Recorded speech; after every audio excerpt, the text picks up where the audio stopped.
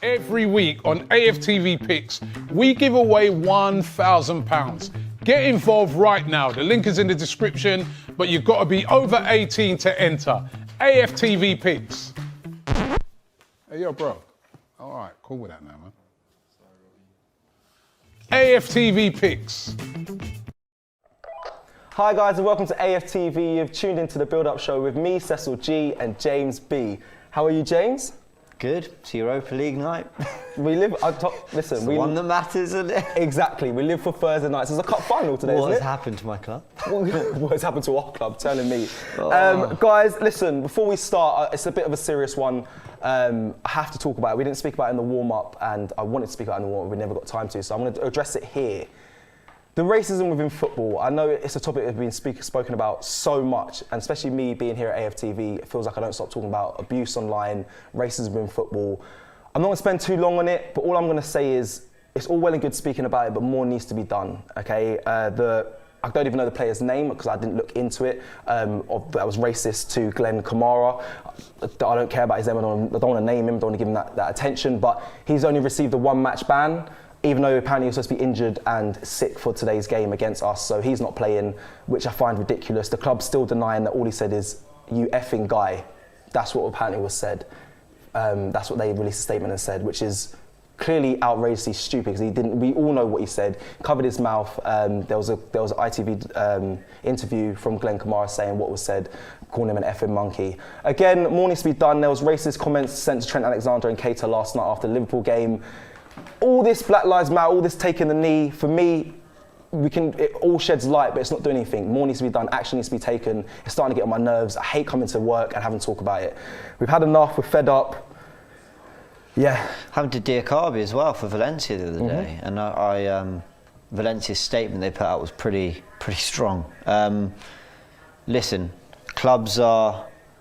Do you remember we did a live stream with Robbie and we started talking about how it would take for the big profiles, the ones who make these social media accounts money, to start leaving. Yep. And we're now seeing Swansea and all their players and staff are leaving social media for a week, the club included. Yep. Arsenal launched the campaign.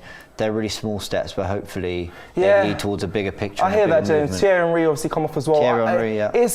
I hear it all for a week, and these hashtags, I see it all. There was black squares. It's just not enough. Yeah, it's not action to me. It's getting on it frustrates me to the high heaven. It really does. I've seen how amazing the internet can be. I've seen it in the passing of Claude and how they reacted and how everyone rallied behind the family and that.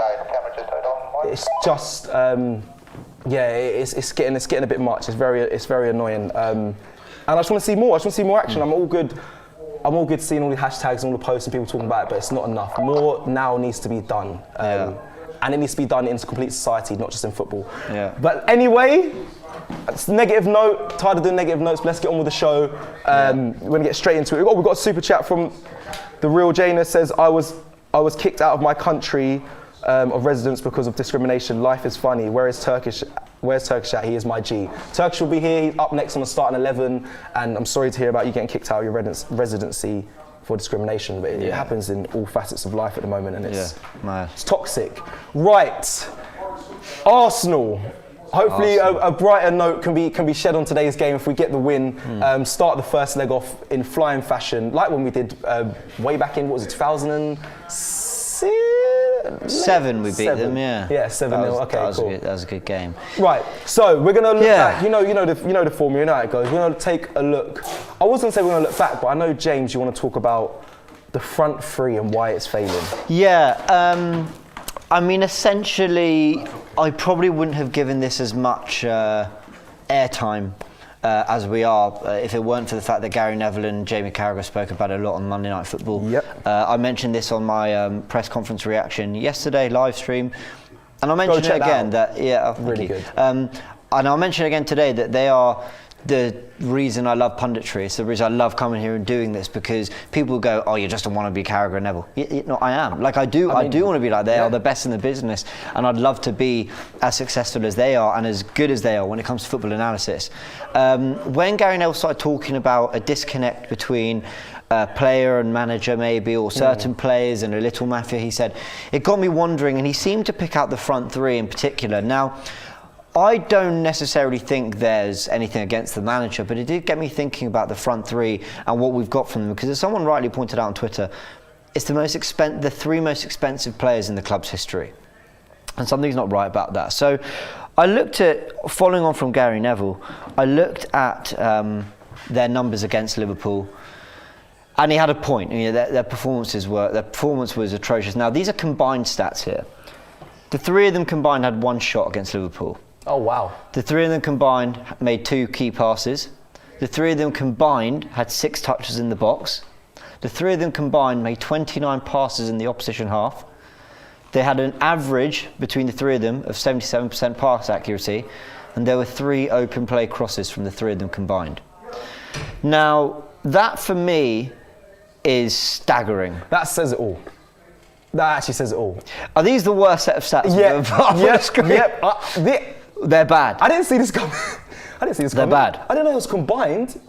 That's combined. That's awful. That's awful. That's awful. And I'm assuming this is the average positions as well of the so game. So this is the average position. Now, what I'm going to say in their defence, I can't believe I'm defending them with these stats. But what I will say is, when I was watching the game, it looked to me more like an Arteta and tactical error than it did the three of them not trying hard enough. Well, I actually thought, like I said, was trying to get involved, but it didn't really work. So as you can see here, I've got the average positions, and I think that tells you that Aubameyang is very deep. He's not hanging up the pitch. He's not just waiting for things to happen. Lacazette's dropping into midfield in the same areas as Sabas and Partey. They were trying to get involved. They were trying to defend. They were trying to do their duty, stopping Trent Alexander-Arnold, stopping the Liverpool midfield. Pepe, okay, he's higher up the pitch, but look how low. I mean, they're barely crossing the halfway line. Yeah. So I stopped and I thought, okay, maybe in this one game it wasn't all down to them, but in the year and a half, nearly 2 seasons that we've had all three, have they really performed? So I wanted to look at each one individually. I'm going to say no. I don't know what the stats are going to say, but all 3 of them. Well, spoiler alert, they haven't. So yeah, but let's go by individual player, because basically I want to look at what Arsenal need to do, what they need to get right in terms of the balance of the front three going through to the rest of the season. Lacazette, 50 million plus signing in 2017. Here are some of his numbers: 123 Premier League appearances, 48 goals, 18 assists. He's created 16 big chances. He's only won 54 Premier League games in the 123. Yeah. That's a shockingly low amount. It's not all on one striker. There's other things that come into play. But then 89 goals and assists and 162 appearances, that's not a bad return. You expect more from a £50 million striker, much more. But those aren't bad numbers, and I think in the 18-19 season he did do very well. Let's have a look at Aubameyang. Now, this is where the stats are probably the most impressive. In 110 Premier League appearances, 63 goals, 13 assists. Decent. 18 big chances created, but again, only 50 Premier League wins, right? Something doesn't sit right there, but 100 goals and assists and 141 appearances. Really good numbers. Yeah. Then I have a look at Pepe, then we'll sort of discuss this a bit more in a sec. 53 Premier League appearances, 10 goals, 17 assists, not great. 9 big chances created in those 53. I mean, that's certainly not good enough. We've only won 20 Premier League games that he's featured in some way, shape or form.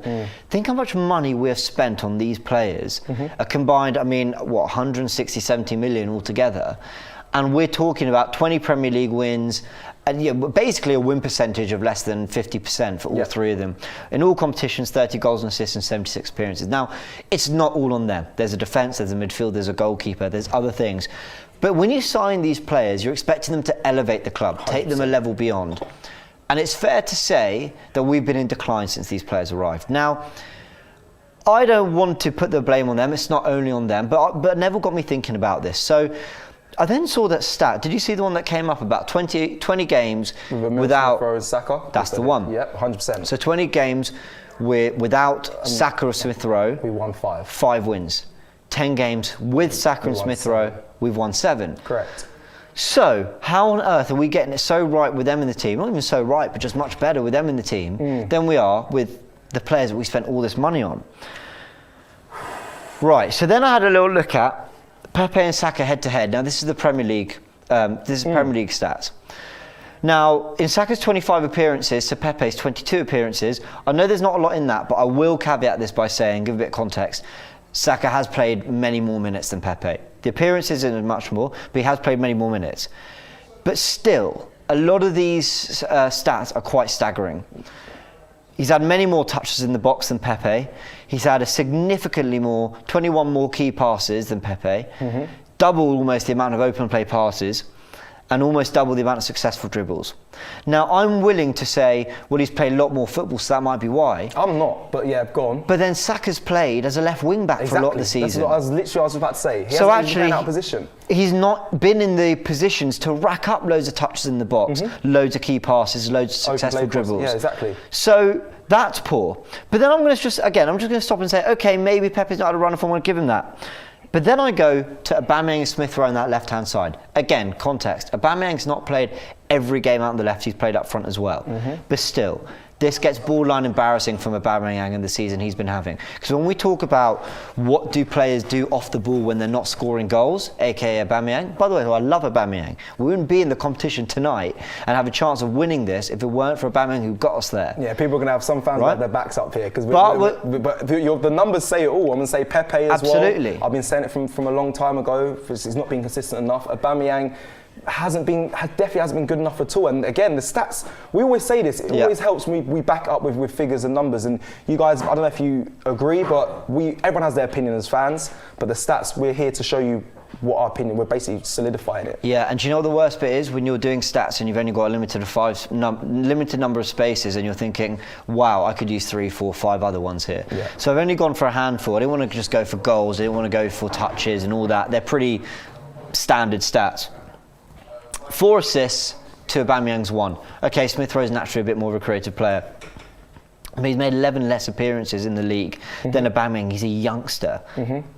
17 key passes to Aubameyang's 16. He's made more interceptions and he's only 3 dribbles behind him. For a player who's played far less minutes, made far fewer appearances, is a youngster, and Saka and Smith Rowe are putting up these numbers compared to their sort of teammate counterpart in the squad. So I want to be devil's advocate. Okay, I know there's going to be people probably watching and thinking, okay, well, you might be doing selective stats here that will benefit Emile Smith Rowe over Aubameyang. For me, I'm being devil's advocate. I still think, as our captain, he should be out. He should be definitely winning in those numbers. But would you have an argument to say, okay, I'm being selective in stats that benefit Emile Smith Rowe? Would this be better up against Lacazette, shall we say, these numbers? Listen, man. Maybe, but what do I want my left winger to do? Get assists, make key passes, dribble past their man. Well, we got them there. I don't know. Okay, goals. Right, Aubameyang starts scoring Smith Rowe. Fine. Yeah, that is a good thing. Aubameyang has got a decent goal scoring record, but I don't really. If I go back to the Saka stat here for a second, what do I want my right winger to do? As I said, all those things: key passes, dribbles. I want to get, a goal-scoring winger. I want to have touches in the box. Okay, fine, the open play pass is one. Maybe that's not too important for many people, but we've seen how Saka can be a creator. We saw when we beat Benfica, he played that lovely through ball to Aubameyang, and he played that lovely cross to the back post, and Aubameyang gobbled those chances up and scored. So these are more. I think these are more fair in a sense of it shows how much Bukayo Saka is outshining Nicolas Pepe. If we just quickly flip back there, because obviously people would say, but Pepe's, and I agree, he has talents. For me, he's just not consistent enough. This is why I'm just against him being so prominent in the first team. When I was playing and many other players, consistency was the main thing to get you in the first team, and his has been woeful this season. So, and people say he's got talent, successful dribbles is what he's good at. Well then, right, and that's a good point. And I guess the point I really want to make here is, I heard what Gary Neville had to say, and I looked at the numbers, and I just sort of thought about myself. I spoke to Mo and everyone on the Forever Arsenal podcast. They felt that there was something more going on behind the scenes. Here's my kind of take having looked at it all. I don't think there's some revolt against the manager or some decision that the front three didn't want to play, they didn't want to turn up. And I also don't think it's their fault entirely that they've been struggling really at Arsenal. I think the way the club's been run, the signings we've made, the coaching, I think there's been a lot of things that have gone against them. I think to a degree, we've not given them the chance to shine. You think Lacazette and Aubameyang got us to the Europa League final 2 years ago. So I don't think they've necessarily been bad signings. Maybe for the money, you'd say they are, but I don't think they're bad players. But at some point, you stop and go, I can't make any more excuses for these guys. Thank you very much. When are we going to start getting more? And I know Pepe didn't choose his transfer fee, but when are we going to start seeing a player who terrorises their left back for 90 minutes, causes problems, does the things Saka does? When are we going to see Aubameyang, whether it's out on the left or out or up front or whatever it is, just contributing a little bit more? All right, if he's scoring goals, I don't care what he's doing because he's using instinct, right? He's doing what he does, but when that's not there, is there more to it? And I love these players, by the way. I love them. I really do. I don't want to sell them and get rid. I think we can get more out of them. Let's throw it to you guys watching quickly. Do you think Pepe will turn a corner and be the player that we believed we thought he was going to be? And do you think Aubameyang will change it around maybe next season and go back to his scoring ways? Do you believe it, James? Maybe, but and I just want to say this again. So I feel like I'm contexting everything, but I think it's important to, because I'm not trying to bash these players or say they're not good enough or question their work ethic. It's nothing to do with that.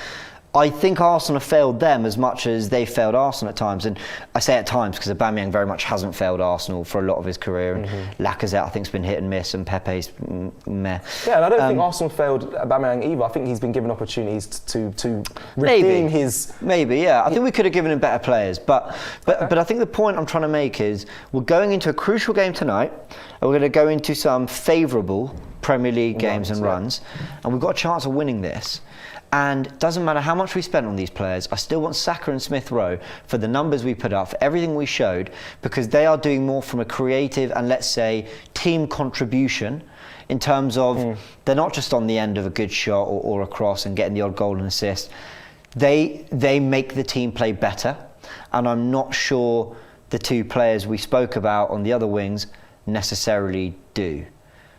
That's what I'm trying to get at here. So if Saka and Smith Rowe are fit, I think they've got to start. They have to start. I'm just going to read some comments. There's a lot of people agreeing with what the stats are kind of saying. We've got Nathan Williams says Aubameyang will be the next Ozil. I've seen a lot of comments saying that. Not, man. I really hope not. Harley Boy 74 says I'd seriously try to sell Pepe, Laka, Oba. Sorry, not sorry. It's an unpopular opinion. JB, I don't think Pepe has the hardcore mentality you need in the Premier League. I also agree with that. Put Pepe left wing, says Tyler. Yeah, and in fairness, I'll give him that, right. When he's played on the left, he looked more comfortable in the system. He's actually been very consistent and very good for us. But, you know. I've got Sam Tresider says, this is a super chat, thank you for your super chat. Have we failed them? To a certain extent, yes, but think about it this way. Would Salah have failed at Arsenal? No, he's too good. He's world class. He's elite. Yeah, he's elite. There's certain players who are just... But we were saying that about Aubameyang at one point. He's an elite finisher. Yeah. But then he's still got, 14, 15 goals this season. Like, you know, it's never as simple as Arsenal are bad because the front three aren't scoring. And it's also not as simple as the front three aren't scoring because Arsenal are bad. Like, it's everyone's got to take responsibility here, and I feel like we're very quick to look at the manager, and rightly so, and we're very quick to look at other factors. But when are we going to stop and look at these players? We put a lot of investment in, given them big contracts, spent big money on them, and go, sorry, Saka and Smith Rowe are playing in the same 10th Premier League side as you are, and are delivering way more. Correct. That's where I think it becomes important to look at these things. It's an amazing point. Imran with a super chat says, no, I don't think Pepe will turn a corner. We need a winger like Neto. I appreciate Laka, but I'd rather he's sold. Talking about Lacazette there. Rather he's sold and Aubameyang plays up front. I want to see a front four of Emile Smith Rowe, Odegaard, Saka, and Martinelli. Wow. I'll give Lacazette credit. Of the three of them, I think he. And by the way, I actually think they all put in effort in kind of their own way. But Lacazette, I think, really does leave out on the pitch. I really do think he tries. I think he offers. I think he's got quality. I think it's an inconsistency thing with him in terms of his ability. But I think he's always trying. And you know, I don't want to be a hypocrite and say that doesn't matter. Of course, it matters. Do you think he'll still be here next season? I actually do think he will be. Yeah. Interesting. I actually do. Louis Maguire says, how much will Kieran Tierney be missed? Yeah, a lot, and we're going to talk about that later. We'll talk about that later. Before we move on quickly as well, we've been linked to on this conversation of Pepe, it was linked to Wilfried Zaha this week as well. Yeah. Again, would you want to see him here? Do you know what? I think I've changed my mind now. I really wanted him before when. Yeah, you're a big advocate. I was. So was I. Yeah. Now, I personally, I don't know. I think we can look for bigger signings, I think, in summer than Wilfried Zaha. I really do. I'm still a fan of him. I wouldn't be angry if he came, but I was campaigning for Wilfried Zaha in the time when we needed a winger and was looking at Zaha and Pepe, but yeah. My thoughts on Zaha, I would take him, as in, and what I mean by that is, if we signed him, would I be disappointed? No. But if I were the one leading the kind of, the Arsenal summer transfer window, he wouldn't be your priority. He wouldn't be my priority. 100%. No, he wouldn't. We've got Martinelli and Saka and other youngsters who I think can get to that level and beyond. And I also think we'll see 28, 29. I really like our Gabriels, our Tierneys, the signings who are coming in at 22, 23, and you feel like we're going to get their best years. Odegaard as well. I want to target more of that. You need a Partey who's 27, who's there, he's ready-made, he's ready to go. But and maybe you do need a Zaha around all that youth. But okay, well, we're going to move on now. Look at Slavia. So I was going to quickly talk about it because you were saying about youngsters, and I'd like to see more people come in that are young. And someone who's young, who is my danger man. Funny enough, I was just looking at the team that you put out there, and he's not on. Do you know why? Because I went for the 11 that they had in their last game, so I imagine they might be saving him. He got red carded, but then I think and then that's why he'll be involved. He'll be involved tonight. But I'm going to quickly look at this. This is something I found very interesting in my opinion. So Turkish spoke to a Euro expert, a young Euro expert, gave him basically a breakdown. Go check out the video on AFTV about what to expect with Slavia Prague. So he said that I think many of us will believe that they won't come out firing and be on the front foot. I disagreed with that massively anyway. I kind of feel like that's their style of play. They have a very young side. We're looking at David Zimmer, I think he's 20 years old. Abdullah Sima, my top danger man, which we're going to get onto later, 19 years old. A lot of their players are 21 and under, and they're going to be very much at our throats. And I think that is the way, as awful as it sounds, to beat Arsenal. And that's what we've struggled with massively. A lot of the play here coming down the middle, a lot of the shots, it's a shot graphic here, so a lot of the shots coming from the middle. And this is the main thing I want to focus on today and in this section here is 51% of shots from outside the box. So over half are coming from outside the box. Now, this worries me. If we look back at the game, I think it was Wolves. We can look at Tottenham when we lost as well. I believe it was Holden who did a lot of backtracking when the players were running at him, and they gave the players on the attack enough space to shoot. This is what I fear for today. We have to get stop the shots from outside the box and stop them and be in their face, basically, and press high as much as we can. This is something I'm hoping to see from Arsenal today, and it will, if I'm honest, nullify a lot of Slavia Prague's attack. It's interesting because 51% of shots outside the box is phenomenally high. That's a staggering stat. The other thing that's staggering is that this is their attacking sides, right? So 65% down the middle is again staggeringly high. So you're kind of immediately getting a sense for how they play. Kind of very in your face, very narrow.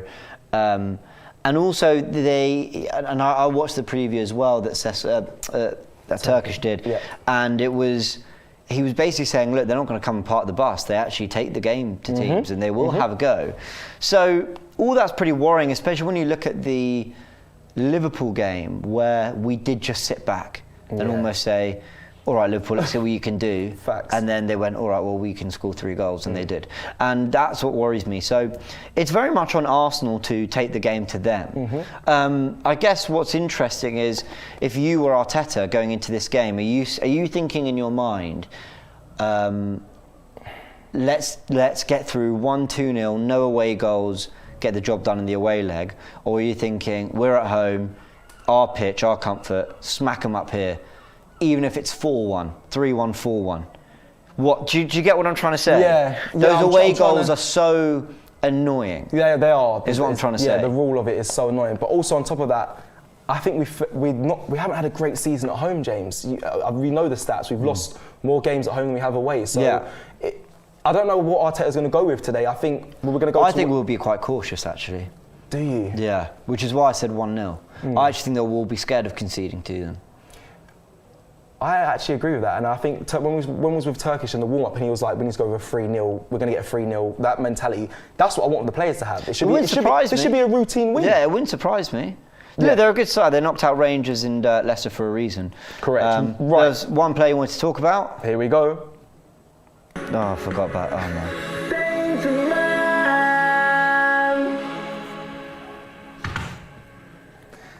Welcome to the Danger Man section. So, my Danger Man for today is Abdullah Sima. So annoying. Do you know what? I said this as well in the warm-up that we've been linked to Abdullah Sima. And honestly, I'm not going to say I'm no Slavia Prague expert. I'm not going to say I watched him from youth and seen him all the way and scouted him from early. No, but I did a lot of vision of him this week, and I actually think, I know we've been linked to him, I wouldn't be angry if he came and signed at Arsenal. 19 years old. 6'2". I like tall wingers. Yeah, yes, exactly. Exactly that. He's got the most league goals as well, currently with 11. Assists 5. He benefits the squad, gets, like I said, creates assists. And I've put his squad number there just so you guys can be aware of his. Where's number 12? You can take Willian's 12. I'm joking. Big love for Willian. We need him to turn up today, please. We do. Yeah. Sorry, I had to hold my tongue.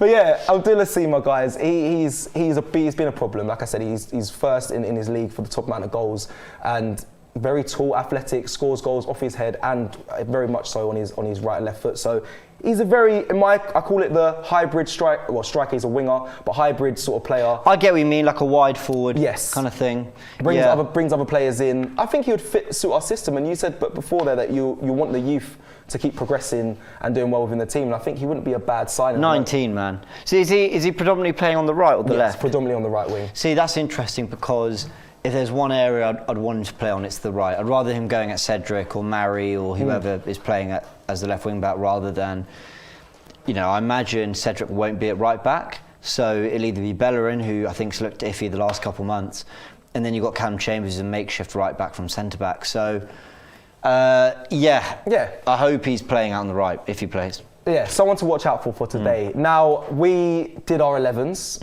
We did our 11s this week. Everyone, me, you, Robbie, Turkish, but it was mainly me, you and Turkish in the warm-up, and we just stated them. Now, you did something completely different. And what's the words for this? How do I say this? On reflection, okay, I'm very much with your new formation and how you'd want to play. I appreciate it. Do I think Arteta's going to go with it today? Definitely not. If I'm completely honest. But I wouldn't be angry if I saw it. We got people laughing in the background. Cameraman laughing in the background. He has a name. Cameraman 3, sorry. Cameraman 1. Oh, it's Cameraman 1 apparently. But so we're going to look at what you decided, what you think would work and benefit us. And Arteta has done it before in a cup run, and it has worked. But yeah, I want you to explain what you thought over this week on it. Well, the reason that I thought about it was I saw a few people suggesting on social media. The more I thought about it, the more I was like, yeah, I get it. I see how it could work. I see how we could benefit from it. The other thing is what you just mentioned there. We've won 2 FA Cups in the last couple of years playing with a back three. It's a good, what I call cup formation, because it's a sort of formation where you're almost playing one-off games, you want the extra assurance at the back, you can still commit men forwards. I don't know how to explain it. It just feels like with the options we've got available, the injuries we've had, the positions that I see our players picking up often on the pitch, this might be the best way, at least for this game and the home game, to tackle it. Now, Virus Legend X says, where can I see this lineup? Now, obviously it's on Instagram, but are you going to... Yes, I'm going to show here. So you can go to all our social media platforms. You can see it on our preview show, the warm-up. But also you can see it here on the right. It's right here. This is the back three. So on the left, I'm going to show off basically how we've been looking in terms of system on the left, and on the right is basically how I would want us to look. So I'm just going to play it on here. Everyone watch the right on the left. So this is kind of the system shape when we've got the ball in our sort of what you call your 4-2-3-1. Xhaka's always dropping off to the left, left centre-back role. Luiz is putting out wide. Now Tierney and Cedric are really getting up the pitch. Partey's playing that kind of deep dictator role. Correct. Smith Rowe's coming inside, Odegaard's drifting into right areas, and Saka, all right, maybe not quite as up front as that, maybe a bit more out wide, Aubameyang too, but really they're playing as those kind of wide forwards. And you're basically left with this like 3-5-2 essentially. So this is where I think we love to sit with our analysis and do our dots and everything, but I think all of us, including fans, can get a little bit too caught up on systems, because systems, for me, their biggest impact is defensively. It's shape. What do you look like when you don't have the ball, when it's rigid? Otherwise, when you're on the ball, because of fluidity in football and the way it kind of is, you know, passing on the ground, lots of movement, high press, all that, really shouldn't make too much of a difference. And that's kind of what I want to show off here. So if I just do the same thing as I did on the left, but with my formation on the right, the first thing to show is that you've got your back three already. That kind of Xhaka, Gabriel, Luiz almost base to build off. You've already got that with Holding, Gabriel and Mari there. And you've got a left footer in Mari that can do that. Go on. Would you have Holding in there? Did you put Holding in there? No, actually I had Chambers, so fair point. Yeah, you're right. In my starting 11 I had Chambers, but Holding might well play this game, so I just put Holding in for this. All dubbed out quickly, just said back three only works with Tierney, but I know you're going to kind of break down. Yes, because last time Tierney played that role, Mari wasn't fit, but now he's fit. Right. So I think that's important to know.